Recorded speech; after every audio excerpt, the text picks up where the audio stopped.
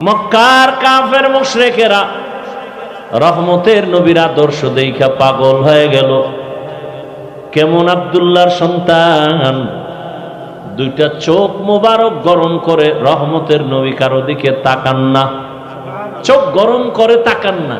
কতটা শান্ত, কতটা ভদ্র, কতটা নম্র। 40 বছর পরে আল্লাহ পাক নবীকে কোরআন অবতীর্ণ করলেন, দাওয়াত শুরু হয়ে গেল। রহমতের নবী কোরআন পায়া দাওয়াত শুরু করলেন। এবার একদল নবীর ভালো জানিয়াও কালেমা পড়ে না, আর একদল এক আওয়াজে নবীর হাতে কালেমা পড়ে।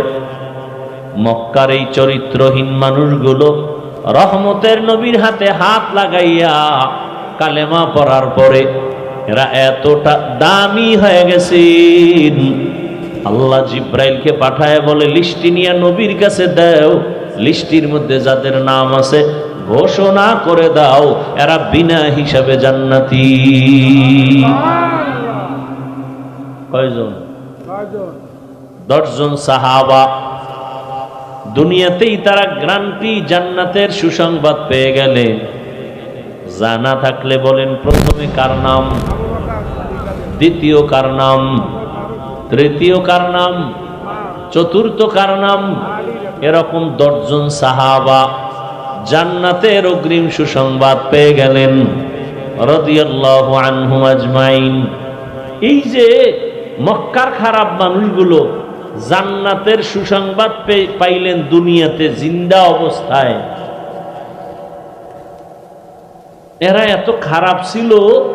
কেমন খারাপ আপনারা তো জানেন। যেই রহমতের নবীকে এক নজর মোহাব্বতের দিকে তাকাইলেই, মাত্র এক নজর, জাহান্নামের আগুন হারাম। এবার বুঝেন নবীর চেহারা কেমন, কেমন মায়ার নবী আমার। যেই রহমতের নবীর চেহারা মোবারকে এক নজর দিলে 7 দিনের ক্ষুধা পেটের মধ্যে থাকে না। কেমন রহমতের নবী, যেই রহমতের নবী রাস্তা দিয়ে যখন চলেন সূর্যের গরম যেন কষ্ট না হয়, মেঘের খণ্ড ছায়া দেয়।